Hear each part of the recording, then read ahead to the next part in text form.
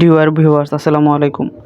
আজ আমরা মাইক্রোসফট এক্সেলে কীভাবে ডাটা এন্ট্রি ফর্ম তৈরি করা যায় সেটি দেখব।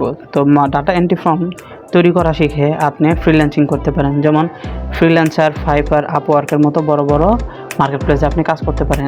এছাড়াও আপনি ক্ষুদ্র মাইক্রো যে সাইটগুলো রয়েছে, যেমন পিকো ওয়ার্কার, র্যাপিড ওয়ার্কার, এসব সাইটে আপনি কাজ করতে পারেন। তো কিভাবে এক্সেল দিয়ে ডাটা এন্ট্রি ফর্ম তৈরি করা যায় আজ আমি সেটি দেখাবো। তো কথা না বাড়িয়ে আজকের মূল ভিডিওটি শুরু করা যাক।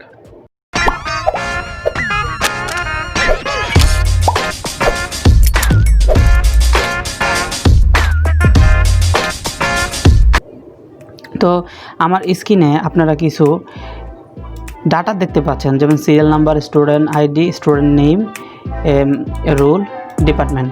এগুলো হচ্ছে একটা রো, এ রোয়ের হেডিংগুলা। তো ডাটা এন্ট্রি ফর্ম এইভাবে পুরো হেডিংটা সিলেক্ট করার পরে আমি এখানে যদি ফর্মে চাপ দিই, দেখেন এই যে আমার একটা পপ আপ উইন্ডো এসেছে। এখান থেকে যদি আমি ওকে প্রেস করি, এই যে আমার একটা শিট এসেছে। এই শিটে আমি যদি ডাটা ইনপুট করি, যেমন এখানে যদি সিরিয়াল 1 স্টুডেন্ট আইডি, একটা স্টুডেন্ট আইডি আমি দিলাম, স্টুডেন্ট নেম যেমন আমি আমার নামটাই দিলাম, আর রোল একটা দিলাম, ডিপার্টমেন্ট আমি ম্যাথমেটিক্স।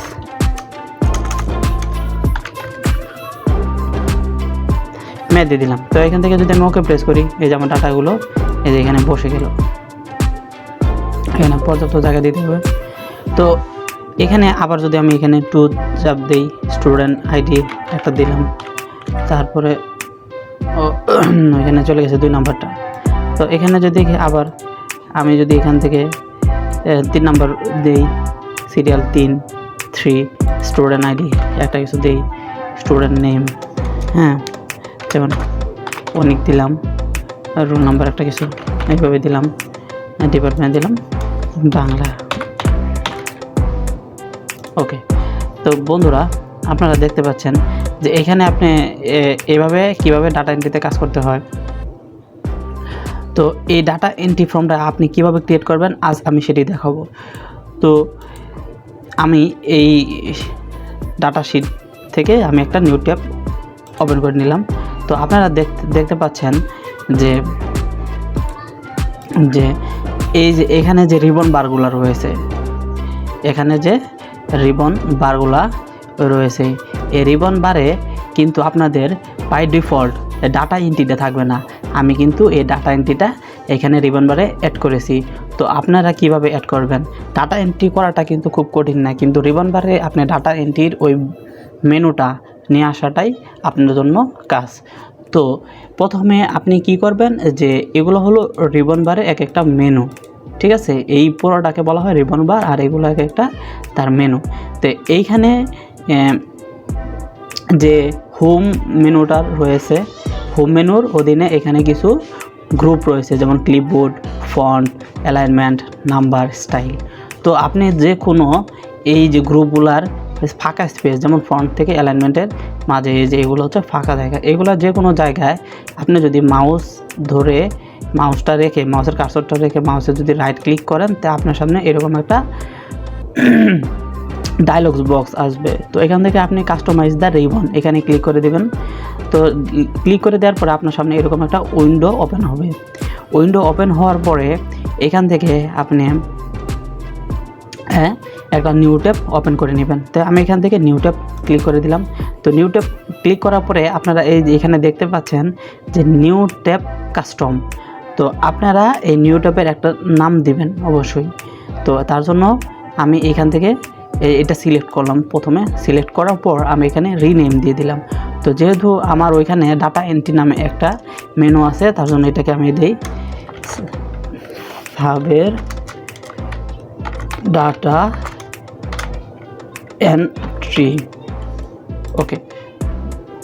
তো আপনারা দেখতে পাচ্ছেন SaBer ডাটা এন্ট্রি নামে এখানে একটা মেনু তৈরি হয়ে গেল। তো সেই মেনুর অধীনে আপনারা একটা এই যে নিউ গ্রুপ তাহলে গ্রুপ ক্রিয়েট করবেন। তো আপনারা সিমিলার ওয়েতে এখানে গ্রুপের একটা নাম দিয়ে দিবেন। আবার আপনি রিনেমে চলে যাবেন, রিনেমে গিয়ে গ্রুপের নাম দিয়ে দিবেন। গ্রুপের নাম দিবেন আপনি ডাটা এন্ট্রি। আমি এখানে ডাটা এন্ট্রি দিয়ে দিলাম, ওকে প্রেস করে দিলাম।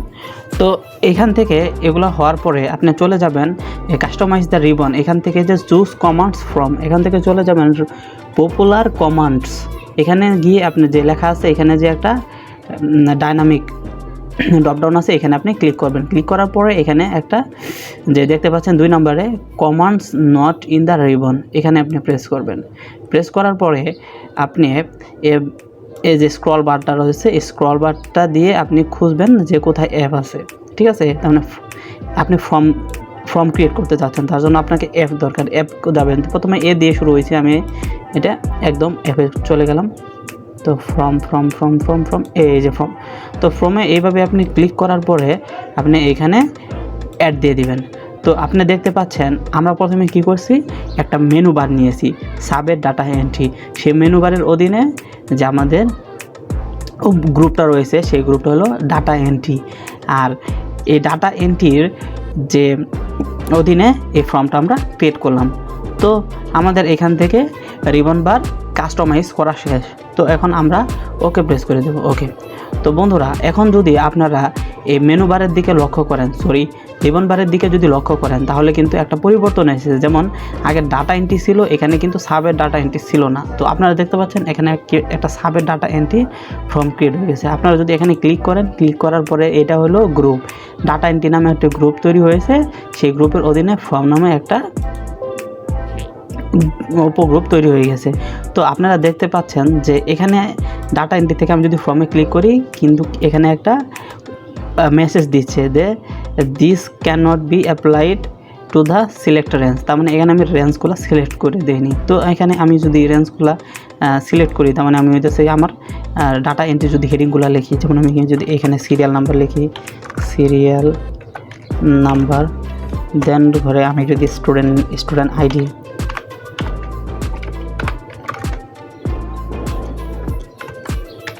স্টুডেন্ট আইডি, দেন আমি যদি স্টুডেন্ট নেম লিখি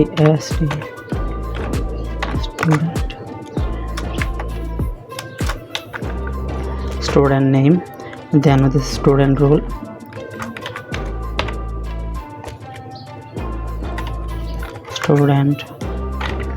রোল, দেন যদি আমি ডিপার্টমেন্ট লিখি ডিপিটি ডট। তো আপনারা দেখতে পাচ্ছেন যে এখানে আমি কিছু এইভাবে হেডিংগুলো লেখার পর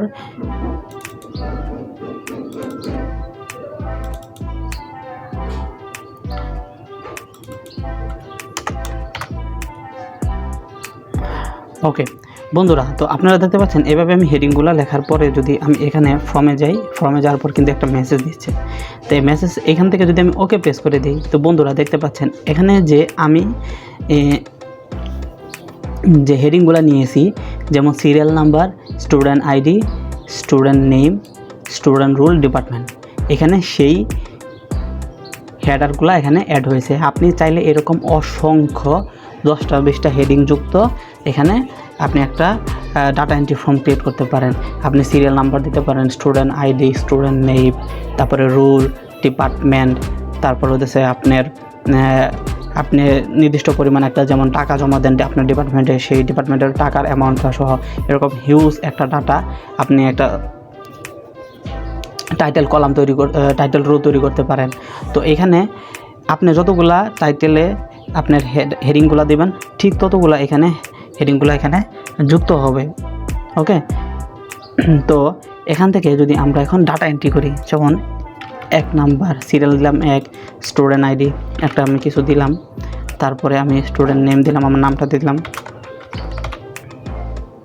স্টুডেন্ট রোল একটা কিছু আমি দিয়ে দিলাম, আমি ডিপার্টমেন্ট এখান থেকে ম্যাথমেটিক্স দিয়ে দিলাম। আমি যদি এখন নিউ চাপ দেই, তাহলে দেখেন এখানে কি সুন্দরভাবে এখানে আপনি ডাটাগুলো দিলেন আর এটা খুব সুন্দরভাবে ফর্মে চলে গেল।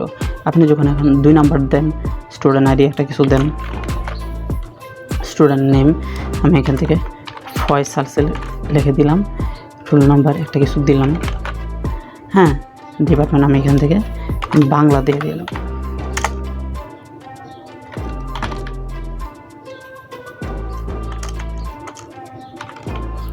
আমি এখন নিউ চাপ দিলাম, দেখতে পাচ্ছেন আপনারা কি সুন্দরভাবে সেখানে ডাটাগুলো ইনপুট হচ্ছে।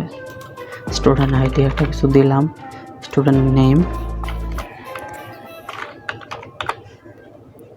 রোল নাম্বার দিলাম, ডিপার্টমেন্ট ইংলিশ দিয়ে দিলাম।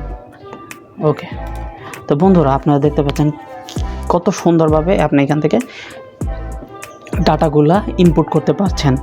তো এরকম ডাটা এন্ট্রি ফর্ম আপনি খুব সহজে মাইক্রোসফট এক্সেলের মাধ্যমে তৈরি করতে পারেন। তো এখন কথা হচ্ছে, এখান থেকে আপনি কোনো একটা ডাটা ফাইন্ড আউট করতে চাচ্ছেন, তার জন্য আপনাকে কী করতে হবে, ক্রাইটেরিয়াতে চলে যেতে হবে। ক্রাইটেরিয়া থেকে আপনি যেমন এখানে আমি 3টা ডাটা ইনপুট করেছি, ঠিক আছে। এখান থেকে আমি ইংলিশ ডিপার্টমেন্টে কে আছে তাকে দেখতে চাচ্ছি। তো এখানে আমি যদি ইংলিশ লিখি, ইংলিশ লিখে এখানে যদি আমি ফাইন্ড প্রিভিউতে কল করি, তো দেখতে পাচ্ছেন যে ইংলিশ ডিপার্টমেন্টে কে আছে, তার নাম, রোল নাম্বার, সিরিয়াল নাম্বার, সব ডাটাগুলো এখানে প্রয়োজনীয় যে ডাটাগুলো দরকার আমার, সেই ডাটাগুলো আমি পেয়ে গেছি। তো বন্ধুরা এখানে আপনাদের এরকম আমি এখানে 3টা ইনপুট করেছি, 3টা না থেকে এখানে আপনার 100-200টা ডাটা থাকতে পারে, কোনো সমস্যা নেই। আপনি এখানে শুধু জাস্ট এখানে যদি আপনি সিরিয়াল নাম্বারে ক্রাইটেরিয়াতে গিয়ে আপনি এখান থেকে ক্রাইটেরিয়াতে গিয়ে শুধুমাত্র যেমন আপনার 200 নাম্বার কে আছে সেটি দেখতে চাচ্ছেন, তো সিরিয়াল নাম্বার আপনি 200 যদি লিখে দেন, এভাবে লিখে দেওয়ার পরে যদি আপনি ফাইন্ড প্রিভিউতে কল করেন বা মাউস যদি ক্লিক করেন, তাহলে আপনি কিন্তু 200 নাম্বার সিরিয়ালে যে ডাটাগুলো আছে সে ডাটাগুলো খুব সহজে আপনি দেখতে পারবেন। ওকে, তো আশা করছি আজকের এই ভিডিও টিউটোরিয়ালটি আপনাদের খুব ভালো লেগেছে। যদি আপনাদের এই ভিডিও টিউটোরিয়ালটি ভালো লেগে থাকে, আপনারা অবশ্যই একটা লাইক দিবেন, কমেন্ট করবেন, শেয়ার করবেন। এই প্রত্যাশা রেখে আজকের ভিডিওটি শেষ করছি। আল্লাহ হাফেজ।